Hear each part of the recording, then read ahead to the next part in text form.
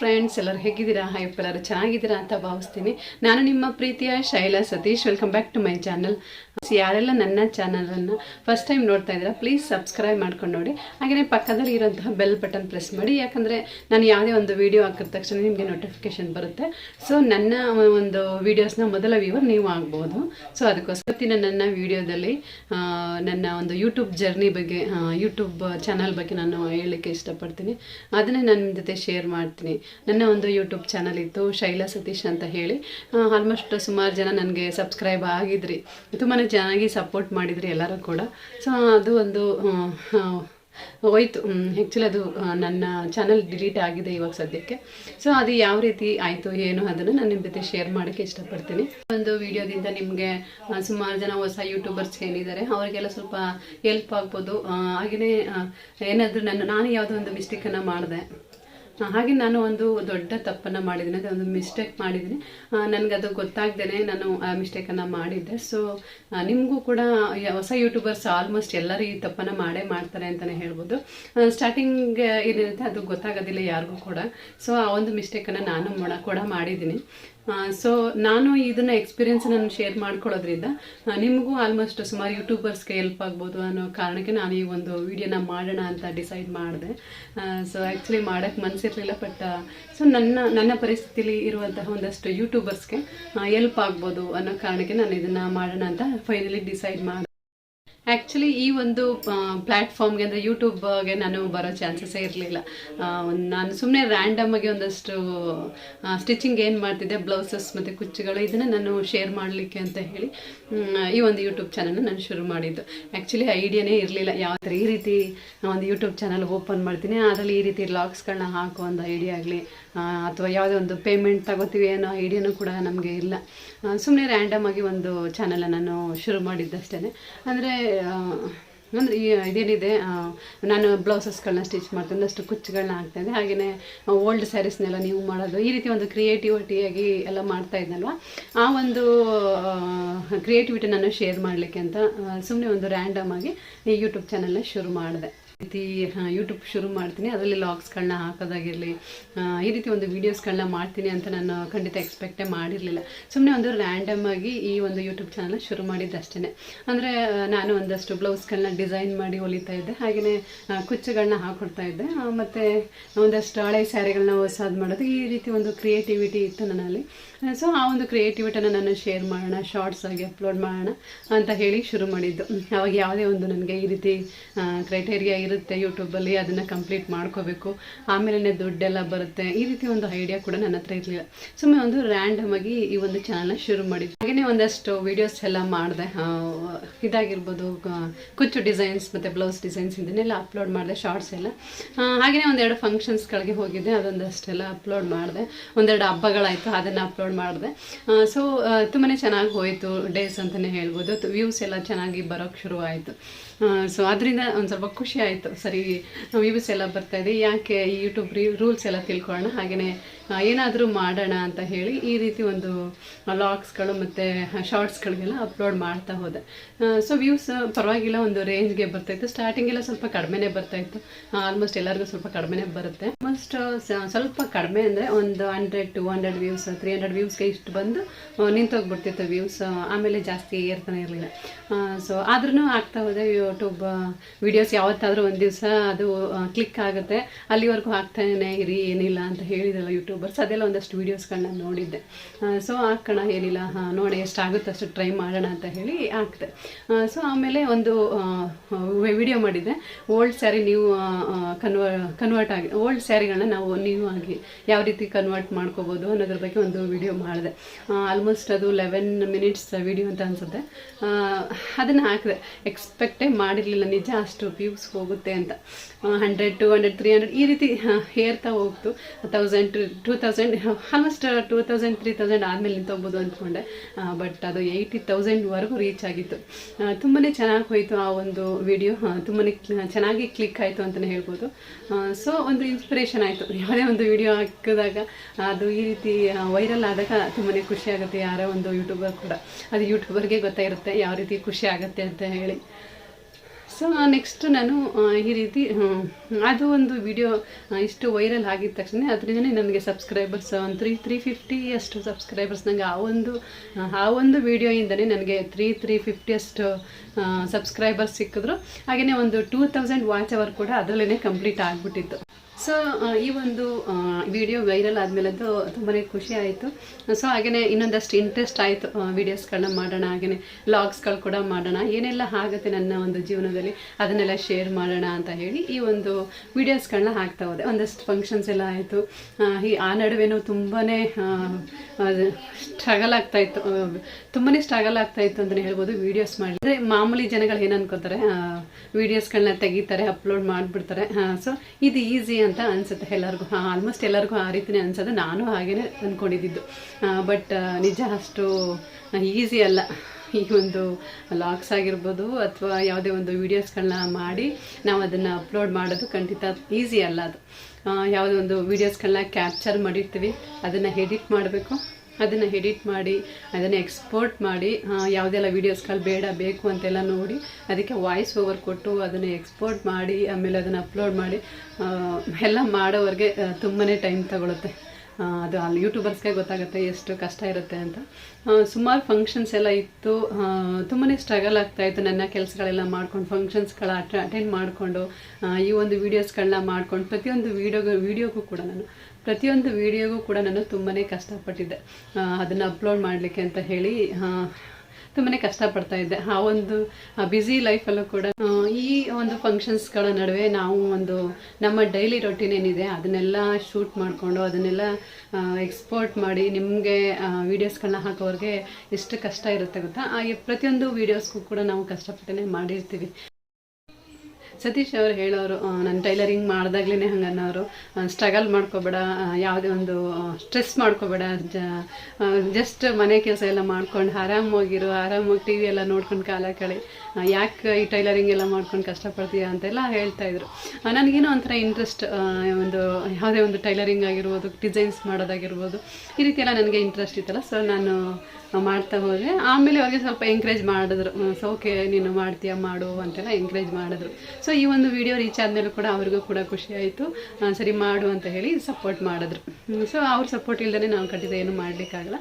So support ಮಾಡು ಈ ಒಂದು ಈ ರೀತಿ ವೈರಲ್ ಆಗಿದ್ದು ಕೂಡ ಅವ್ರಿಗೂ ಕೂಡ ಖುಷಿ ಆಯಿತು. ಸೊ ಸಪೋರ್ಟ್ ಮಾಡಿದ್ರು. ಎಲ್ಲದರಲ್ಲೂ ಯಾವುದೇ ಒಂದು ದೇವಸ್ಥಾನಗಳಿಗೆ ಹೋದಾಗಲಾಗಿರ್ಬೋದು ವೀಡಿಯೋಸ್ ಎಲ್ಲ ಮಾಡಿಕೊಡ್ತಾಯಿದ್ರು. ಅವರು ಕೂಡ ತುಂಬಾ ಖುಷಿ ಆಯಿತು.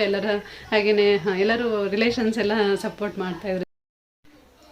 ನಮ್ಮ ಅಕ್ಕ ತಂಗಿಯರುಗಳಾಗಿರ್ಬೋದು, ಹಾಗೆಯೇ ನಮ್ಮ ಸಿಸ್ಟರ್ಸ್ ಏನಿದ್ದಾರೆ ಅವ್ರುಗಳಾಗಿರ್ಬೋದು, ನಮ್ಮ ಫ್ಯಾಮಿಲಿಯಲ್ಲಿ ಸುಮಾರು ಜನ ಮೆಂಬರ್ಸ್, ನಮ್ಮ ರಿಲೇಟಿವ್ಸ್ ಎಲ್ಲ ಏನಿದ್ದಾರೆ ಅವರು ಕೂಡ ತುಂಬಾ ಸಪೋರ್ಟಿವ್ ಆಗಿದ್ದರು. ಎಲ್ಲರೂ ಕೂಡ ಹಾಗೆಯೇ ಮಾಡಿ ಚೆನ್ನಾಗಿ ಮಾಡ್ತೀರಾ ಮಾಡಿ ಅಂತೆಲ್ಲ ಸಪೋರ್ಟ್ ಮಾಡ್ತಾಯಿದ್ರು. ನಮ್ಮ ಅಕ್ಕಂದಿರಾಗಿರ್ಬೋದು, ಅತ್ತಿಗೆಯರಾಗಿರ್ಬೋದು, ಹಾಗೆಯೇ ನಮ್ಮ ರಿಲೇಟಿವ್ಸ್ ಎಲ್ಲರಿಗೂ ಕೂಡ ಸಪೋರ್ಟ್ ಮಾಡಿದ್ರು. ಎಸ್ಪೆಷಲಿ ನನ್ನ ಮಕ್ಕಳು ಕೂಡ ತುಂಬಾ ಸಪೋರ್ಟ್ ಮಾಡಿದ್ರು.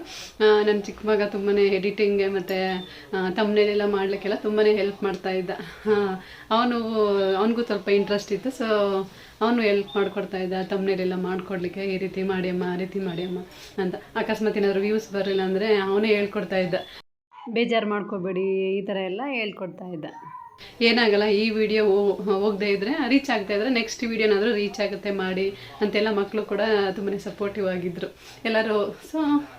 ಸೊ ಈ ರೀತಿ ನನ್ನ ಒಂದು ಯೂಟ್ಯೂಬ್ ಜರ್ನಿ ಆಯಿತು, ತುಂಬಾ ಚೆನ್ನಾಗಿ ಹೋಯಿತು. So almost 3000 watch hour complete ಆಗೋದ್ರಲ್ಲಿ ಇತ್ತು ನಂದು, ಇನ್ನೇನು ಆಫ್ ಮೊನಿಟೈಸೇಷನ್ ಆಗೋದ್ರಲ್ಲಿ ಇತ್ತು ನನ್ನ ಒಂದು ಚಾನಲ್. ಸೊ ತುಂಬಾ ಖುಷಿ ಆಯಿತು. ಸೊ ನಾನೇನು ಮಾಡಿದೆ, ವಾಚ್ ಅವರ್ ಕಂಪ್ಲೀಟ್ ಮಾಡ್ಕೊಳ್ಳೇಬೇಕು ಈ ಮಂತಲ್ಲಿ, ನೆಕ್ಸ್ಟ್ ಮಂತಲ್ಲಿ 3000 ವಾಚ್ ಅವರ್ ಕಂಪ್ಲೀಟ್ ಮಾಡ್ಕೊಂಬಿಟ್ರೆ ಆಫ್ ಮೊನಿಟೈಸೇಷನ್ ಆಗುತ್ತೆ, ಅದನ್ನು ಕಂಪ್ಲೀಟ್ ಮಾಡ್ಕೊಳ್ಳೋಣ ಅಂತ ಹೇಳಿ ಲಾಂಗ್ ವೀಡಿಯೋಸ್ಗಳನ್ನ ಹಾಕ್ತಾ ಹೋದೆ. ಫಂಕ್ಷನ್ಸ್ ಆಗಿರ್ಬೋದು, ನಮ್ಮ ಒಂದು ಲೈಫ್ ಸ್ಟೈಲ್ ಆಗಿರ್ಬೋದು, ಇದ್ರ ಬಗ್ಗೆ ಎಲ್ಲ ವೀಡಿಯೋಸ್ಗಳನ್ನ ಮಾಡಿಕೊಂಡು ಸೊ ವೀಡಿಯೋಸ್ಗಳನ್ನ ಹಾಕ್ತಾ ಹೋದೆ. ನನ್ನ ಮೇಯ್ನ್ ಇಂಟೆನ್ಷನ್ ಏನಿತ್ತು ಅಂದರೆ, ಸೊ ಈ ಒಂದು ಕ್ರೈಟೀರಿಯಾನ ಕಂಪ್ಲೀಟ್ ಮಾಡ್ಕೊಂಬಿಡೋಣ, ಆಮೇಲೆ ಏನಾದರೂ ಆಗಲಿ, ದುಡ್ಡು ಬರೋದು ಮಾಡೋದು ಎಲ್ಲ ಆಮೇಲೆ ನೋಡ್ಕೊಳ್ಳೋಣ. ಅದೆಲ್ಲ ಏನು ಎಕ್ಸ್ಪೆಕ್ಟೇಷನ್ಸ್ ಎಲ್ಲ ಅಷ್ಟೊಂದು ಏನು ಇಟ್ಕೊಂಡಿರಲಿಲ್ಲ. ಎಲ್ಲರೂ ಕೂಡ ತುಂಬಾ ಸಪೋರ್ಟಿವ್ ಆಗಿದ್ದರು ಅಂತಲೇ ಹೇಳ್ಬೋದು. ಸೊ ಈ ರೀತಿ ಆಯ್ತಾ ಹೋಯ್ತು ನನ್ನ ಒಂದು ಯೂಟ್ಯೂಬ್ ಜರ್ನಿ. ಸೊ ಆಮೇಲೆ ನಾನೇನು ಅನ್ಕೋತಾ ಇದ್ದೆ, ಈ ಕ್ರೈಟೇರಿಯಾನ ಕಂಪ್ಲೀಟ್ ಮಾಡ್ಕೊಂಬಿಟ್ರೆ ಸರಿ ಹೋಗುತ್ತೆ, ಒಂದು 1 ಇಯರ್ ಒಳಗಡೆ ನಾನು ಇದನ್ನು ಕಂಪ್ಲೀಟ್ ಮಾಡ್ಕೊಂಬಿಡೋಣ ಅಂತ ಹೇಳಿ ತುಂಬಾ ಒಂದು ಎಫರ್ಟ್ ಹಾಕ್ತಾಯಿದ್ದೆ. ಆದಷ್ಟು ಎಫರ್ಟ್ ಹಾಕಿ ನಾನು ವೀಡಿಯೋಸ್ಗಳನ್ನ ಮಾಡ್ತಾ ಹೋದೆ.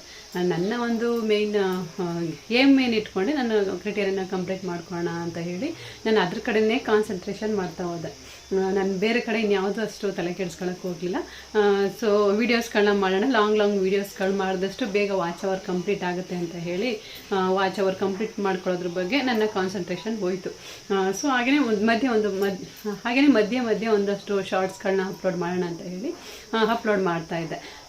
ಎಕ್ಸ್ಪೆಕ್ಟೇ ಮಾಡಿರಲಿಲ್ಲ ನಾನು ಈ ರೀತಿ ಆಗುತ್ತೆ ಅಂತ. ಆ್ಯಕ್ಚುಲಿ ಒಂದು ಶಿವರಾಜ್ ಕುಮಾರ್ ಅವ್ರದ್ದು ಒಂದು ವಿಡಿಯೋ ಇತ್ತು, ಅದನ್ನು ಇನ್ಸ್ಟಾಗ್ರಾಮಿಂದ ತೆಗೆದು ಅದನ್ನು ಇದಕ್ಕೆ ನಮ್ಮ ಯೂಟ್ಯೂಬ್ ಶಾರ್ಟ್ಸ್ಗೆ ಹಾಕಿದ್ದೆ. ಅದಕ್ಕೂ ಕೂಡ ಒಂದು ಕಾಪಿರೈಟ್ ಬಂದಿತ್ತು. ಆ್ಯಕ್ಚುಲಿ ನನಗದು ಗೊತ್ತಾಗಲಿಲ್ಲ. ನಾನು ಅದನ್ನು ಮತ್ತೆ ಒಂದಷ್ಟು ಶಾರ್ಟ್ಸ್ಗಳು ಅಪ್ಲೋಡ್ ಮಾಡೋದನ್ನ ಅದಕ್ಕೆ ಕಾಪಿರೈಟ್ ಬಂದಿರೋದು ನನಗೆ ಗೊತ್ತಾಗಲೇ ಇಲ್ಲ. ಸೊ ಇಮೇಲ್ ಬಂದಿರುತ್ತೆ, ಆ್ಯಕ್ಚುಲಿ ಎಲ್ಲರಿಗೂ ಇಮೇಲ್ ಬರುತ್ತಂತೆ. ನನಗೆ ಆ ಟೈಮಲ್ಲಿ ಗೊತ್ತಾಗಲೇ ಇಲ್ಲ. ಇಮೇಲಲ್ಲಿ ಚೆಕ್ ಮಾಡ್ಕೋಬೇಕು, ಈ ರೀತಿ ಕಾಪಿರೈಟ್ ಬಂದಿರುತ್ತೆ ಅಂತ ಹೇಳಿ ಚೆಕ್ ಮಾಡ್ಕೋಬೇಕು ಅನ್ನೋದೇ ನನಗೆ ಐಡಿಯಾನೇ ಇರಲಿಲ್ಲ. ಸೊ ನಾನು ಅದನ್ನು ಕೂಡ ಚೆಕ್ ಮಾಡ್ಕೊಳ್ಳಲಿಲ್ಲ. ಅದು ಒಂದು ಬಿಗ್ ಮಿಸ್ಟೇಕ್. ಹಾಗೆಯೇ ಇನ್ನೊಂದು ವಿಡಿಯೋ ಕೂಡ ಹಾಗೆಯೇ ಆಯಿತು. ಇನ್ಸ್ಟಾಗ್ರಾಮಿಂದನೇ ತೆಗೆದು ಹಾಕಿದ್ದಂಥ ಒಂದು ವಿಡಿಯೋ, ಯಾರ್ದೋ ಬೇರೆಯವ್ರದ್ದು ವಿಡಿಯೋ ಅದು ಅನಿಸುತ್ತೆ. ಆ ಒಂದು ವಿಡಿಯೋ ಚೆನ್ನಾಗಿದೆ ಅಂತ ಅನ್ನಿಸ್ತು, ಒಂಥರ ಫನ್ನಿಯಾಗಿತ್ತು. ಸೊ ಅದರಿಂದ ವ್ಯೂಸ್ ಬರ್ಬೋದು ಅಂತ ಹೇಳಿ ಹಾಕಿದೆ. ವ್ಯೂಸ್ ಅಷ್ಟೇನು ಬರಲಿಲ್ಲ, ಅದಕ್ಕೆ ಒಂದು ಪ್ರಾಬಬ್ಲಿ ಒಂದು 200-300 ಇಷ್ಟೇ ವ್ಯೂಸ್ ಹೋಗಿತ್ತು ಅಷ್ಟೇ. ಜಾಸ್ತಿ ಏನು ವ್ಯೂಸು ಕೂಡ ಅದಕ್ಕೆ ಹೋಗಿರಲಿಲ್ಲ, ಸಬ್ಸ್ಕ್ರೈಬರ್ಸ್ ಕೂಡ ಅದರಿಂದ ಏನು ಆಗಿರಲಿಲ್ಲ. ಬೇರೆ ಯೂಟ್ಯೂಬ್ ಶಾರ್ಟ್ಸಿಂದನೇ ನನಗೆ ಸಬ್ಸ್ಕ್ರೈಬರ್ಸ್ ಸಿಕ್ಕಿದ್ರು. ಆಲ್ಮೋಸ್ಟ್ ಶಾರ್ಟ್ಸಲ್ಲೇ ಸುಮಾರು ಸಬ್ಸ್ಕ್ರೈಬರ್ಸ್ ಆಗ್ತಿದ್ರು. ಬೇರೆ ಕಂಟೆಂಟ್ಗಳ ಜೊತೆ ನನ್ನ ಓನಾಗಿಯೇ ಕುಚ್ಚು ಡಿಸೈನ್ಸ್ ಮತ್ತು ಬ್ಲೌಸ್ ಡಿಸೈನ್ಸ್ ಇದನ್ನೆಲ್ಲ ಅಪ್ಲೋಡ್ ಮಾಡ್ತಾ ಇದ್ದಳು. ಅದರಿಂದ ನನಗೆ ಸಬ್ಸ್ಕ್ರೈಬರ್ಸ್ ಆಲ್ಮೋಸ್ಟ್ ಸಿಕ್ಕಿದ್ರು. ಬಟ್ ಇದೊಂದು 2 ವೀಡಿಯೋಸಿಂದನೇ ನನಗೆ ಈ ರೀತಿ ಪ್ರಾಬ್ಲಮ್ ಆಗಿತ್ತು. ಆ್ಯಕ್ಚುಲಿ ಈ 1-2 ವೀಡಿಯೋಗಳಿಗೆ ಕಾಪಿರೈಟ್ ಬಂದಿತ್ತಲ್ವ. ಸೊ ನಾನು ಅದನ್ನು ಒಂದನ್ನು ಅಬ್ಸರ್ವ್ ಮಾಡ್ಕೊಂಡಿಲ್ಲ, ಬಟ್ ಇನ್ನೊಂದನ್ನು ನಾನು ನೋಡ್ಕೊಂಡಿದ್ದೆ. ಸೊ ಅದನ್ನು ಡಿಲೀಟ್ ಮಾಡಿದೆ. ಆ್ಯಕ್ಚುಲಿ ಇದಕ್ಕೆ ಕಾಪಿರೈಟ್ ಬಂದಿದೆ ಅಂತ ಹೇಳಿ ಡಿಲೀಟ್ ಮಾಡಿಬಿಟ್ಟೆ ಅದು. ಸೊ ನೆಕ್ಸ್ಟ್ ಬಂದು ಯಾವುದು RCB ಇದು ಕ್ರಿಕೆಟ್ ಮ್ಯಾಚ್ ಇತ್ತು ಅವತ್ತು. ನಮ್ಮ ಮಕ್ಕಳೆಲ್ಲ ನೋಡ್ತಾಯಿದ್ರು. ಅವತ್ತು ನಮ್ಮ ಇಬ್ಬರು ಅಕ್ಕನ ಮಕ್ಕಳು ಕೂಡ ಬಂದಿದ್ದರು. ಸಚಿನ್ ಮತ್ತು ಸಾಗರ್ ಇಬ್ಬರು ಕೂಡ ಬಂದಿದ್ದರು. ಸೊ ಎಲ್ಲರೂ ರೇಗಿಸ್ತಾಯಿದ್ರು. ಹಾಗೆಯೇ ಎಲ್ಲ ನೋಡಿಕೊಂಡು ಕಿರ್ಚಾಡ್ಕೊಂಡು ಗೊತ್ತೇ ಇರುತ್ತಲ್ಲ, ಫ್ಯಾನ್ಸ್ RCB ಫ್ಯಾನ್ಸ್ ಎಲ್ಲ ಇದ್ದು ನನ್ನ ಫ್ಯಾಮಿಲಿ ಮಕ್ಕಳೆಲ್ಲ ಎಲ್ಲರೂ ಕೂಡ RCB ಫ್ಯಾನ್ಸೇ. ಸೊ ಎಲ್ಲರೂ ನೋಡ್ತಾಯಿದ್ರು ಕ್ರಿಕೆಟ್ ಎಲ್ಲ. ಅದನ್ನು ನೋಡಿಕೊಂಡು ಎಲ್ಲರೂ ನನ್ನ ಮಗನಿಗೆ ಕ್ರಿಕೆಟ್ ಅಂದರೆ ತುಂಬಾ ಕ್ರೇಜ್. ಅವ್ನು ಚಿಕ್ಕ ಮಗ ಪ್ರೀತಮ್ಗೆ. ಸೊ ಅವನು ನೋಡ್ತಾ ಇದ್ದ. ಹಾಗೆಯೇ ಎಲ್ಲರೂ ಕೂತ್ಕೊಂಡು ನಾನು ಪ್ರಶಾಂತ್, ಪ್ರೀತಮ್, ಹಾಗೆಯೇ ಸಚಿನ್, ಸಾಗರ್ ಎಲ್ಲರೂ ಕೂತ್ಕೊಂಡು RCB ಇದೆಲ್ಲ ನೋಡ್ತಾಯಿದ್ರು. ಸೊ ಒಂದು ಲಾಸ್ಟ್ ಮೂಮೆಂಟಲ್ಲಿ ಅವತ್ತಿನ ದಿವಸ ಒಂದು ಬಾಲಿಂದ ಏನೋ RCB ಔಟ್ ಆಯ್ತಂತೆ. ಸೊ ಅದಕ್ಕೆ ತುಂಬಾ ರಿಯಾಕ್ಟ್ ಮಾಡ್ತಾ ಇದ್ದ. ತುಂಬಾ ಕಿರ್ಸ್ಕೊಂಡು ರಿಯಾಕ್ಟ್ ಮಾಡ್ಕೊಂಡು ಈ ರೀತಿ ಆಗೋಯ್ತಲ್ಲ ಹಂಗೆ ಅಂತ ತುಂಬಾ ಎಕ್ಸೈಟ್ಮೆಂಟಿಂದ ಅವನು ಒಂಥರ ರಿಯಾಕ್ಟ್ ಮಾಡ್ತಾ ಇದ್ದ. ಕುಣಿದಾಡ್ಬಿಟ್ಟ, ಈ ರೀತಿ ಆಗೋಯ್ತಲ್ಲ ಹಾಗೆ ಹೀಗೆ ಅಂತ ಅಂದ್ಕೊಂಡು ತುಂಬಾ ರಿಯಾಕ್ಟ್ ಮಾಡ್ದ. ಸೊ ಇದನ್ನೆಲ್ಲ ನಮ್ಮ ಹುಡುಗರು ಕ್ಯಾಪ್ಚರ್ ಮಾಡಿದರು. ಸೊ ನೋಡಿ ಹೇಗೆ ಆಡ್ತಾ ಇದ್ದಾರೆ ವಿಡಿಯೋ ನೋಡಿಕೊಂಡು ಅಂತ ಹೇಳಿ. ಸ್ಕ್ರೀನಲ್ಲಿ ಏನಿದೆ, TVಯಲ್ಲಿ ಬರ್ತಿರುತ್ತೆ, ಟೆಲಿವಿಷನಲ್ಲಿ ಏನು ಬರುತ್ತಿರುತ್ತೆ ಆ ಒಂದು ವಿಡಿಯೋ, ಗ್ರೌಂಡಲ್ಲಿ ಆಗ್ತಿರುತ್ತಲ್ವ, ಕ್ರಿಕೆಟ್ ಮ್ಯಾಚ್ ಆಗ್ತಿರುತ್ತಲ್ಲ, ಆ ಒಂದು ವಿಡಿಯೋನ ಮತ್ತು ಇವ್ನು ಆಡ್ತಾ ಇದ್ದಿದ್ದು, ಇವ್ನು ರಿಯಾಕ್ಟ್ ಮಾಡ್ತಾ ಇದ್ದಲ್ಲ, ಅದನ್ನು ಎರಡನ್ನೂ ಕೂಡ ಕ್ಯಾಪ್ಚರ್ ಮಾಡಿದರು. ಸೊ ನಾನು ಇದು ಒಂದು ಹುಡುಗರೆಲ್ಲ ಅದನ್ನು ಕ್ಯಾಪ್ಚರ್ ಮಾಡಿ ಇನ್ಸ್ಟಾಗೆ ಹಾಕ್ತೀನಿ, ಒಳ್ಳೆ ವ್ಯೂಸ್ ಬರುತ್ತೆ ಹಾಗೆ ಹೀಗೆ ಅಂತೆಲ್ಲ ರೇಗಿಸ್ತಾ ಇದ್ರು. ಸೊ ನನಗೊಂದು ಶಾರ್ಟ್ಸ್ ಮಾಡಲಿಕ್ಕೆ ಆಯಿತು ಅಂತ ಹೇಳಿ ನಾನು ಕೂಡ ಅದನ್ನು ಒಂದು ಶಾರ್ಟ್ಸ್ ಆಗಿ ಮಾಡೋಣ ಅಂತ ಹೇಳಿ ವಿಡಿಯೋ ಮಾಡಿಕೊಂಡೆ. ಅದು ಸೊ ವಿಡಿಯೋ ಎಲ್ಲ ಮಾಡಿ ಅದನ್ನು ಅಪ್ಲೋಡ್ ಮಾಡಿದೆ. ಒಂಥರ ಬೇರೆ ಯಾವುದೋ ಅದಕ್ಕೆ ಮ್ಯೂಸಿಕ್ ಆಗಲಿ ಏನೂ ಕೊಟ್ಟಿರಲಿಲ್ಲ. ಆ್ಯಸ್ ಯೂಶ್ವಲ್ ರಿಯಲಾಗೆ ಇರುತ್ತಲ್ಲ ಅದನ್ನು ನಾನು ಹಾಗೆ ಹಾಕಿದೆ. ಸೊ ನನಗೆ ಗೊತ್ತಿರಲಿಲ್ಲ ಅಲ್ಲಿ ಒಂದು ಇಂಟರ್ನ್ಯಾಷನಲ್ ಇದೇನೋ ಬರುತ್ತೆ, ಅಂದರೆ ಗ್ರೌಂಡಲ್ಲಿ ಏನೇ ಇರುತ್ತೆ ಎಲ್ಲ ಅಡ್ವರ್ಟೈಸ್ಮೆಂಟ್ಸ್ಗಳೆಲ್ಲ ಇರುತ್ತಲ್ಲ ಟೆಲಿವಿಷನಲ್ಲಿ, ಆ ಒಂದು ಟೆಲಿವಿಷನ್ಸ್ ಇದರಲ್ಲಿ ಇತ್ತು. ನನಗದು ಗೊತ್ತಾಗಲಿಲ್ಲ ಅದರಿಂದ ಕಾಪಿರೈಟ್ ಬರುತ್ತೆ ಅಂತ. ಅವನ ಎಕ್ಸ್ಪ್ರೆಷನ್ ಮಾತ್ರ ನಾವು ಕ್ಯಾಪ್ಚರ್ ಮಾಡಿ ಹಾಕಿದ್ರೆ ಏನೂ ಪ್ರಾಬ್ಲಮ್ ಆಗ್ತಿರ್ಲಿಲ್ವೇನೋ. ಬಟ್ ಅದು TVಲಿ ಏನು ನಡೀತಿತ್ತು ಗ್ರೌಂಡಲ್ಲಿ ಅದನ್ನು ಕೂಡ ಕ್ಯಾಪ್ಚರ್ ಮಾಡಿದ್ದು ಪ್ರಾಬಬ್ಲಿ ಅದು ಒಂದು ಕಾರಣ ಆಯಿತು ಅನಿಸುತ್ತೆ. ಸೊ ಅದರಿಂದ ನನಗೆ ಕಾಪಿರೈಟ್ ಮತ್ತೆ ಬಂತು. ಸೊ 3 months ಒಳಗಡೆ 3 ಕಾಪಿರೈಟ್ ಬರಬಾರ್ದು. ಸೊ ನನಗೆ ಅದು ರೂಲ್ಸ್ ಗೊತ್ತಿರಲಿಲ್ಲ. ಆ್ಯಕ್ಚುಲಿ ಫುಲ್ ನಾನು ಅದನ್ನು ನೋಡ್ಕೊಂಡಿಲ್ಲ. ಕಾಪಿರೈಟ್ ಬಂದರೆ ಡಿಲೀಟ್ ಮಾಡಿದ್ರೆ ಆಯಿತು, ಏನಾಗ್ಬಿಡುತ್ತೆ ಚಾನಲ್ ಏನು ಈ ರೀತಿ ಹೋಗುತ್ತೆ ಅಂತ ನಾನು ಖಂಡಿತ ಎಕ್ಸ್ಪೆಕ್ಟ್ ಮಾಡಿರಲಿಲ್ಲ. ಸೊ ಈ ರೀತಿ ಆಗುತ್ತೆ ಅಂತ ಒಂದು ಎಕ್ಸ್ಪೆಕ್ಟೇಷನ್ ಕೂಡ ಇರಲಿಲ್ಲ. ನಾನು ಕ್ರೈಟೇರಿಯಾ ಕಂಪ್ಲೀಟ್ ಮಾಡ್ಕೋಬೇಕು, ವಾಚ್ ಅವರ್ ಕಂಪ್ಲೀಟ್ ಮಾಡ್ಕೋಬೇಕು, ಈ ಒಂದು ಗುಂಗಲ್ಲಿದ್ದು ಒಟ್ಟು ನನಗೆ ಈ ರೀತಿ ಆಗುತ್ತೆ ಅಂತ ಖಂಡಿತ ಎಕ್ಸ್ಪೆಕ್ಟೇ ಮಾಡಿರಲಿಲ್ಲ. ಸೊ ಫೈನಲಿ ಏನಾಯಿತು, ವೀಡಿಯೋಸ್ನ ಅಪ್ಲೋಡ್ ಮಾಡಿದ್ನಲ್ವ ಆದ ತಕ್ಷಣವೇ ಒಂದು ಕಾಲು ಗಂಟೆ, ಒಂದು ಅರ್ಧ ಗಂಟೆನೂ ಆಗಿರಲಿಲ್ಲ ಅಂತ ಅನ್ಕೋತೀನಿ. ಅಷ್ಟರಲ್ಲೇ ನನ್ನ ಚಾನಲ್ ಏನಾಯಿತು, ಸ್ಟಾಪ್ ಆಗಿತ್ತು. ಆಮೇಲೆ ಬಂದು ನೋಡಿದೆ, ಓಪನೇ ಆಗಲಿಲ್ಲ ನನ್ನ ಚಾನಲ್. ಯಾಕೆ ವೈ ಟಿ ಸ್ಟುಡಿಯೋ ಓಪನ್ ಮಾಡಿದೆ. ಸೊ ವೈ ಟಿ ಸ್ಟುಡಿಯೋಕ್ಕೂ ಓಪನ್ ಆಗಲಿಲ್ಲ. ಏನೇ ಒಂದು ಹಾಫ್ ಆನ್ ಅವರ್ ಅನಿಸುತ್ತೆ. ಸೊ ಅಷ್ಟರಲ್ಲೇ ನನ್ನ YouTube channel Y T studio open ಮಾಡಿದೆ. ಎಷ್ಟು ವ್ಯೂಸ್ ಹೋಗಿರ್ಬೋದು ಆ ಒಂದು ಶಾರ್ಟ್ಸ್ಗೆ ಅಂತ ಹೇಳಿ ನೋಡಿದೆ. ಸೊ ನನ್ನ ವೈ ಟಿ ಸ್ಟುಡಿಯೋ ಓಪನ್ ಆಗಲೇ ಇಲ್ಲ. Your channel has been terminated ಅಂತ ಬಂತು. ನನಗೆ ಗೊತ್ತಾಗಿಲ್ಲ ಯಾಕೆ ಈ ರೀತಿ ಬಂದಿದೆ ಅಂತ. ನನಗೆ ಆವಾಗಲೂ ಐಡಿಯಾ ಇಲ್ಲ, ಡಿಲೀಟ್ ಆಗಿದೆ ಚಾನಲನ್ನು ಐಡಿಯಾ ಕೂಡ ಇರಲಿಲ್ಲ. ಸೊ ಏನೋ ಆಗಿದೆ, ಪ್ರಾಬ್ಲಮ್ ಆಗಿದೆ. ಸೊ ಮಧ್ಯೆ ಏನಾದರೂ ಪ್ರಾಬ್ಲಮ್ಸ್ ಆಗ್ತಿರುತ್ತಲ್ಲ ಯೂಟ್ಯೂಬ್ ಚಾನಲಲ್ಲಿ, ಆ ರೀತಿ ಆಗಿರ್ಬೋದು, ನೋಡೋಣ ಅಂತ ಹೇಳಿ. ಹಾಗೆಯೇ ಇನ್ಸ್ಟಾಗ್ರಾಮೆಲ್ಲ ಒಂದೊಂದು ಸರಿ ಬರೋದೇ ಇಲ್ಲ, ಇದಕ್ಕಿದ್ದಂಗೆ ಸ್ಟಾಪ್ ಆಗಿಬಿಟ್ಟಿರುತ್ತಲ್ವ, ಈ ರೀತಿ ಆಗಿರ್ಬೋದು ಅಂತ ಹೇಳಿ ನಾನು ಸುಮ್ಮನಾದೆ. ಚೆಕ್ ಮಾಡಿಸ್ದೆ, ಮಕ್ಳ ಹತ್ರ ಎಲ್ಲ ಕೊಟ್ಟೆ, ನನ್ನ ಅಕ್ಕನ ಮಗ ಅವನ ಹತ್ರ ಎಲ್ಲ ಕೊಟ್ಟೆ. ಸೊ ಎಲ್ಲರೂ ನೋಡಿದ್ರು, ಯಾರಿಗೂ ಅಷ್ಟು ಗೊತ್ತಾಗಿಲ್ಲ. ಆಮೇಲೆ ಒಂದಷ್ಟು ಯೂಟ್ಯೂಬ್ಸ್ ಚಾನಲ್ಸ್ಗಳನ್ನ ಸರ್ಚ್ ಮಾಡಿದ್ರು, ಯಾಕೆ ಈ ರೀತಿ ಬರ್ತಾಯಿದೆ ವೈ ಟಿ ಸ್ಟುಡಿಯೋದಲ್ಲಿ ಓಪನ್ ಆಗ್ತಾ ಇರೋಲ್ಲ ಅಂತ ಹೇಳಿ. ಸೊ ನನಗೆ ಒಂದು ಕಾನ್ಫಿಡೆಂಟ್ ಇತ್ತು, ನನ್ನ ಮಕ್ಕಳು ಮತ್ತು ಸತೀಶ್ ಅವರು ಏನಾದರೂ ಮಾಡ್ತಾರೆ, ಸೊ ನನ್ನ ಚಾನಲ್ ವಾಪಸ್ ಬರುತ್ತೆ ಅನ್ನೋ ಒಂದು ಕಾನ್ಫಿಡೆಂಟ್ ಇತ್ತು. ಸೊ ಅವತ್ತೇನು ಅಷ್ಟು ಫೀಲ್ ಆಗಲಿಲ್ಲ. ಸೊ ನೋಡೋಣ, ಒಂದು 2-3 ಅವರ್ಸ್ ನೋಡೋಣ, ಆಮೇಲೆ ಏನಾದರೂ ಐಡಿಯಾ ಸಿಗುತ್ತೇನೋ ಅಂತ ಹೇಳಿ ಸುಮ್ಮನೆ ಆದೆ. ಆಮೇಲೆ ನೆಕ್ಸ್ಟ್ ಏನಾಯಿತು, ಎಲ್ಲ ಚಾನಲ್ಸ್ ಎಲ್ಲ ಹೋಗಿ ಚೆಕ್ ಮಾಡಿದೆ. ಟರ್ನ್ ಆಫ್ ಅಂದರೆ ಯಾವ ರೀತಿ ಏನು ಅನ್ನೋದನ್ನು ಚೆಕ್ ಮಾಡಿದಾಗ ಗೊತ್ತಾಯಿತು. ಸೊ ಯೂಟ್ಯೂಬ್ ಚಾನಲ್ ಅವರನ್ನೇ ಚಾನಲ್ ಅವರನ್ನೇ ಇದನ್ನು ಟರ್ಮಿನೇಟ್ ಮಾಡಿದ್ದಾರೆ ಅಂತ ಹೇಳಿ ಗೊತ್ತಾಯಿತು. ಸೊ ಆಮೇಲೆ ತುಂಬಾ ಫೀಲ್ ಆಯಿತು. 7:30, 8:30ಗೆ ಈ ರೀತಿ ಇನ್ಸಿಡೆಂಟ್ ಆಗಿದ್ದು. ಒಂದು 11 ಗಂಟೆವರೆಗೂ ನಾನು ವೆಯ್ಟ್ ಮಾಡ್ಕೊಂಡೇ ಇದ್ದೆ, ಬರ್ಬೋದು ಚಾನಲ್, ಏನಾಗಲ್ಲ, ನನ್ನ ಮಕ್ಕಳು ಮತ್ತು ಸತೀಶ್ ಅವರೆಲ್ಲ ಇದ್ದಾರೋ, ಏನಾದರೂ ಮಾಡ್ತಾರೆ ಅನ್ನೋ ಒಂದು ಕಾನ್ಫಿಡೆಂಟ್ ಇತ್ತು. ಬಟ್ 11 ಗಂಟೆ ಮೇಲೆ ಒಂಥರ ಫೀಲ್ ಆಗೋಯ್ತು ಫುಲ್ಲು. ಯಾಕೆ ಈ ರೀತಿ ಆಯಿತು ಅಂತಲೇ ಗೊತ್ತಾಗಲಿಲ್ಲ, ಏನು ಮಾಡೋದು ಅಂತಲೇ ಗೊತ್ತಾಗಿಲ್ಲ. ಒಂದು ಬೆಳಗಿನ ಜಾವ 3 ಗಂಟೆವರೆಗೂ ಅವತ್ತು ನಿದ್ದೆನೇ ಬರಲಿಲ್ಲ. ಯಾಕೆ ಈ ರೀತಿ ಆಯಿತು, ಇಷ್ಟೆಲ್ಲ ಕಷ್ಟಪಟ್ಟು ಈ ರೀತಿ ಆಗೋಯ್ತಲ್ಲ ಅಂತ. ನೋಡೋಣ, ಸುಮ್ಮನಿರು, ಅಪೀಲ್ ಹೋಗೋಣ, ನಾವು ಮೆಸೇಜ್ ಮಾಡೋಣ ಅವ್ರಿಗೆ, ಕಾಪಿರೈಟ್ ಬಂದಿರೋರಿಗೆ ಅಥವಾ ಇದಕ್ಕೆಲ್ಲ ಮೆಸೇಜ್ ಕಳಿಸೋಣ, ಅಪೀಲ್ ಮಾಡಿ ಇಮೇಲ್ ಕಳಿಸಿದ್ರೆ ಮತ್ತೆ ರಿಪ್ಲೈ ಮಾಡ್ತಾರೆ ಅವರು ಅಂತ ಹೇಳಿದರು. ಸೊ ಇಮೇಲೆಲ್ಲ ಕಳಿಸಿದ್ವಿ, ಅದು ಒಂದೇ ಸರಿ ಮಾಡೋದು ಪ್ರೊಸೆಸ್ ಇರೋದು, ಇನ್ನು ಮತ್ತೆ ಅದು ಮಾಡುವಾಗಿಲ್ಲ. ಸೊ ಅದನ್ನು ಅಪೀಲ್ ಕೂಡ ಹೋದ್ವಿ. ನೋಡೋಣ, ಇವತ್ತು ಬರ್ಬೋದು, ನಾಳೆ 1 ವೀಕ್ ಒಳಗಡೆ ನಿಮಗೆ ಆನ್ಸರ್ ಬರುತ್ತೆ ಅಂತ ಹೇಳಿದರು. ಸೊ 1 ವೀಕ್ವರೆಗೂ ವೆಯ್ಟ್ ಮಾಡೋಣ, ಆಮೇಲೆ ನೋಡೋಣ ಅಂತ ಹೇಳಿ 1 ವೀಕ್ ವೆಯ್ಟ್ ಮಾಡಿದೆ. ಆದರೂ ಕೂಡ ಚಾನಲ್ ಮತ್ತು ಅವರೇನು ಯೂಟ್ಯೂಬಿಂದ ಯಾವುದಾದ್ರು ಮೇಲೆಲ್ಲ ಚೆಕ್ ಮಾಡ್ತಾಯಿದ್ದೆ, ರಿಪ್ಲೈ ಬರುತ್ತೇನೋ ಯೂಟ್ಯೂಬಿಂದ, ನೋಡೋಣ ಅಂತ ಪದೇ ಮೇಲೆಲ್ಲ ಚೆಕ್ ಮಾಡ್ತಾಯಿದ್ದೆ. ಬಟ್ ಅದು ರಿಪ್ಲೈ ಬರಲೇ ಇಲ್ಲ. ಫುಲ್ಲು ಅಷ್ಟೆಲ್ಲ ಕಷ್ಟಪಟ್ಟು ಮಾಡಿ ವೀಡಿಯೋಸ್ ಎಲ್ಲ ಮಾಡಿ ಹೋಯ್ತಲ್ಲ ನನ್ನ ಚಾನಲ್, ಈ ರೀತಿ ಆಯ್ತಲ್ಲ ಅಂತ ಒಂಥರ ಬೇಜಾರಾಗ್ಬಿಡ್ತು. ಸೊ ಯಾವಾಗ ಅದು ಬರೋದೇ ಇಲ್ಲ ಅಂತ ಗೊತ್ತಾಯಿತು, ಆವಾಗ ಒಂಥರ ಫೀಲ್ ಆಗೋಕ್ಕೆ ಶುರುವಾಯಿತು. ಎಷ್ಟು ಕಷ್ಟಪಟ್ಟು ವೀಡಿಯೋಸ್ ಮಾಡಿದೆ ಅಂದರೆ ನಮ್ಮ ರಿಲೇಟಿವ್ಸ್ಗೂ ಕೂಡ ತುಂಬ ಜನಕ್ಕೆ ಈ ರೀತಿಯೇ ಫೀಲ್ ಆಯಿತು. ಯಾಕಂದರೆ ಅವರ ಒಂದು ಫಂಕ್ಷನ್ಸ್ ವೀಡಿಯೋಸ್ ಆಗಿರ್ಬೋದು, ಅವ್ರ ಜೊತೆ ಎಲ್ಲ ನಾನು ವ್ಲಾಗ್ಸ್ ಮಾಡಿದ್ನಲ್ವ, ಆ ಒಂದು ವೀಡಿಯೋಸ್ ಎಲ್ಲ ಅಪ್ಲೋಡ್ ಮಾಡಿದ್ನಲ್ಲ, ಅವರು ಕೂಡ ತುಂಬಾ ಮಿಸ್ ಮಾಡಿಕೊಂಡ್ರು ನನ್ನ ಒಂದು ಚಾನಲ್ ಹೋಗಿದ್ದಕ್ಕೆ. ತುಂಬ ಜನ ಈಗಲೂ ಕೇಳ್ತಾರೆ, ಎಲ್ಲಿ ಆ ಚಾನಲ್ ಬರ್ತಾ ಇಲ್ವಲ್ಲ ಅಂತ ಸುಮಾರು ಜನ ಎಲ್ಲ ಕೇಳ್ತಾರೆ ಕೂಡ. ಸೊ ಈ ರೀತಿ ಆಯಿತು. ನಿಜ ಎಷ್ಟು ಬೇಜಾರಾಗೋದು ಅಂದರೆ, ಒಂದು ವೀಡಿಯೋಸ್ನು ಕೂಡ ನೆನೆಸ್ಕೊಂಡ್ರೆ ಅಷ್ಟು ಬೇಜಾರಾಗೋದು. ಆ್ಯಕ್ಚುಲಿ ನನ್ನ ಮೇನ್ ಇಂಟೆನ್ಷನ್ ಏನು ಅಂದರೆ, ನನ್ನ ಒಂದು ಮೆಮೊರೀಸ್ ಏನಿರುತ್ತೆ ಅದನ್ನೆಲ್ಲ, ಅಂದರೆ ನಾವು ಮೊಬೈಲಲ್ಲೇ ಎಲ್ಲದನ್ನು ಸೇವ್ ಮಾಡ್ಕೊಳಕ್ಕಾಗಲ್ಲಲ್ವ. ಎಲ್ಲ ವೀಡಿಯೋಸ್ಗಳು, ಫೋಟೋಸು ಎಲ್ಲದನ್ನು ಕೂಡ ನಾವು ಒಂದು ಮೆಮೊರೀಸ್ ಏನಿರುತ್ತೆ, ನಾವು ಎಲ್ಲಿಗಾದರೂ ಹೋಗಿರ್ತೀವಿ, ಪ್ರತಿ ವರ್ಷ ಈ ರೀತಿ ಆಗಿರುತ್ತೆ ಅಲ್ವಾ, ಎಲ್ಲದನ್ನು ನಾವು ಮೊಬೈಲನ್ನೇ ಸ್ಟೋರ್ ಮಾಡ್ಕೊಳ್ಳೋಕ್ಕಾಗಲ್ಲ, ಸ್ಟೋರೇಜ್ ಫುಲ್ ಆಗಿಬಿಡುತ್ತೆ, ಅದನ್ನೆಲ್ಲ ಡಿಲೀಟ್ ಮಾಡ್ತಾ ಹೋಗ್ತೀವಿ. ಸೊ ಇದ್ರ ಬದಲು ನನ್ನ ಮೆಮೊರೀಸ್ನೆಲ್ಲ ಯೂಟ್ಯೂಬ್ ಚಾನಲ್ಗೆ ಹಾಕಿದ್ರೆ ಅಲ್ಲಿ ಇರುತ್ತೆ. ಯಾವಾಗಲೂ ನಾವು ನೋಡಬೇಕು ಅಂತ ಅನ್ನಿಸ್ದಾಗೆಲ್ಲ ಅದನ್ನು ತೆಗೆದು ಓಪನ್ ಮಾಡಿ ನಾವು ಅದನ್ನು ನೋಡ್ಬೋದು ಅನ್ನೋ ಒಂದು ಇಂಟೆನ್ಷನ್ ಇತ್ತು ನನಗೆ ಆ್ಯಕ್ಚುಲಿ ಮೊದಲು. ಸೊ ಅದೆಲ್ಲ ಮೆಮೊರೀಸ್ ಎಲ್ಲ ಅಲ್ಲಿ ಸ್ಟೋರ್ ಮಾಡಿದ್ದೆ ಅಲ್ವಾ. ಸೊ ತುಂಬಾ ಫೀಲ್ ಆಯಿತು, ಯಾಕೆ ಹೀಗಾಯಿತು ಅಂತಲೇ ಗೊತ್ತಾಗಿಲ್ಲ. ಒಂಥರ ಬ್ಲ್ಯಾಂಕ್ ಆಗಿಬಿಟ್ಟೆ ಒಂದಷ್ಟು ದಿವಸ. ಮೊಬೈಲಲ್ಲಿ ಏನು ನೋಡೋಕ್ಕೆ ಇಲ್ವೇನೋ ಅಂತ ಅನ್ಸೋಕೆ ಶುರುವಾಗ್ಬಿಡ್ತು. ಪದೇ ಎಷ್ಟೇ ಕೆಲಸ ಇದ್ದರೂ ಹೋಗಿ ಚೆಕ್ ಮಾಡ್ಕೋತಾ ಇದ್ದೆ. ವೈ ಟಿ ಸ್ಟುಡಿಯೋದಲ್ಲಿ ಹೋಗಿ ಚೆಕ್ ಮಾಡೋದು, ಸಬ್ಸ್ಕ್ರೈಬರ್ಸ್ ಏನಾದ್ರು ಇನ್ಕ್ರೀಸ್ ಆಗಿದ್ದಾರಾ, ವಾಚ್ ಅವರ್ ಏನಾದ್ರು ಮುಂದೆ ಹೋಗ್ತಿದೆಯಾ ಅನ್ನೋದೆಲ್ಲ ಚೆಕ್ ಮಾಡೋದು. ಈ ರೀತಿ ಒಂದು ನಮ್ಮ ಅದನ್ನೇ ಅಡ್ಜಸ್ಟ್ ಆಗಿಬಿಟ್ಟಿರ್ತೀವಲ್ವ, ಈ ರೀತಿ ಎಲ್ಲ ಚೆಕ್ ಮಾಡೋದು ಆ ರೀತಿ ಎಲ್ಲ ನೋಡಿಕೊಂಡು.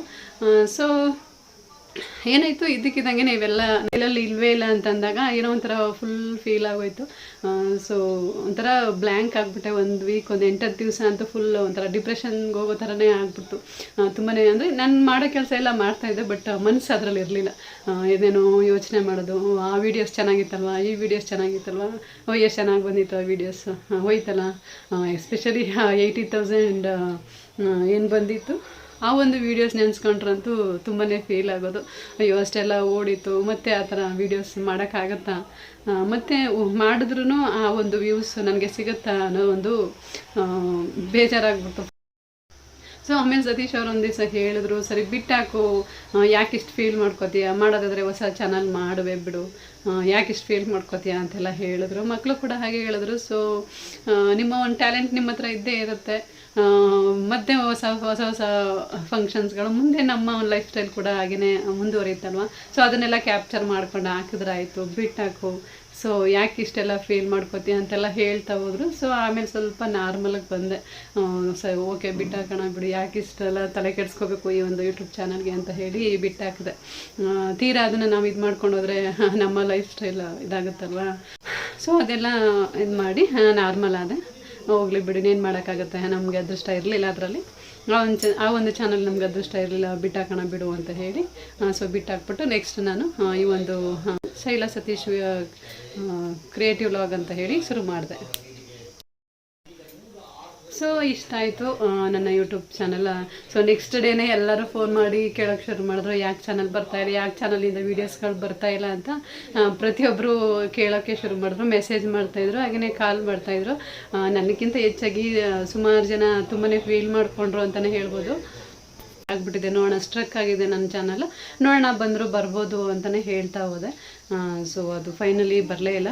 ಇವಾಗ ಆಲ್ಮೋಸ್ಟ್ 1.5 ಮಂತ್ 2 ಮಂತ್ಸೇ ಆಯಿತು ಅಂತ ಅನ್ಸುತ್ತೆ. ಇನ್ನು ನನಗೆ ಚಾನಲ್ ಅದು ಸಿಕ್ಕಿಲ್ಲ.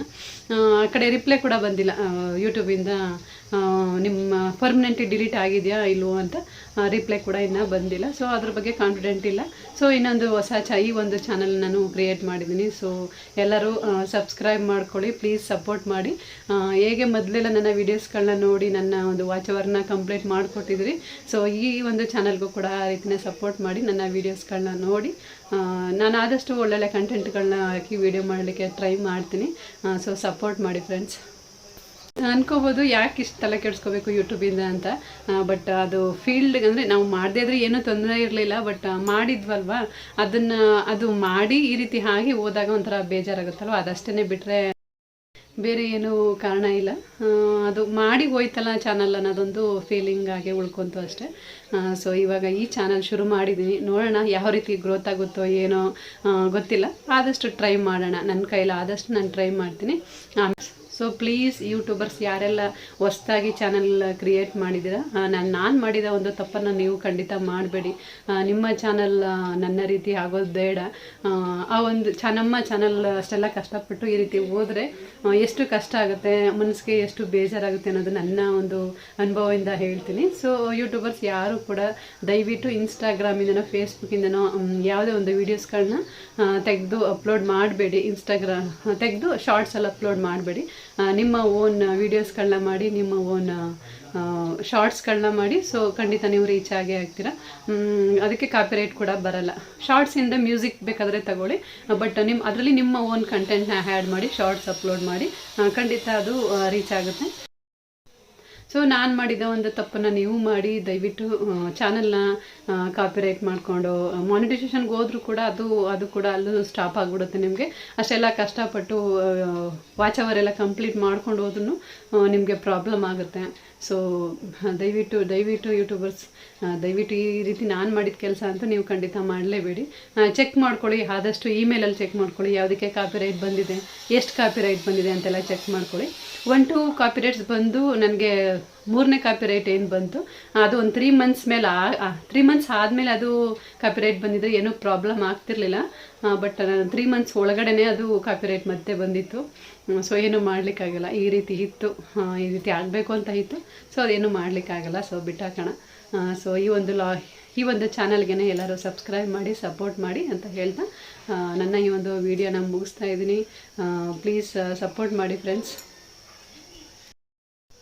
ಸೊ ಐ ಹೋಪ್ ನನ್ನ ಈ ವಿಡಿಯೋ ನಿಮಗೆ ಇಷ್ಟ ಆಗಿದೆ ಅಂತ ಭಾವಿಸ್ತೀನಿ. ಹಾಗೆಯೇ ನನ್ನ ಯೂಟ್ಯೂಬರ್ಸ್ ಏನಿದ್ದಾರೆ, ಹೊಸ ಯೂಟ್ಯೂಬರ್ಸ್ ಎಲ್ಲ ಏನಿದ್ದಾರೆ ಅವ್ರಿಗೆಲ್ಲ ಹೆಲ್ಪ್ ಆಗುತ್ತೆ ಅಂತ ಅನ್ಕೋತೀನಿ.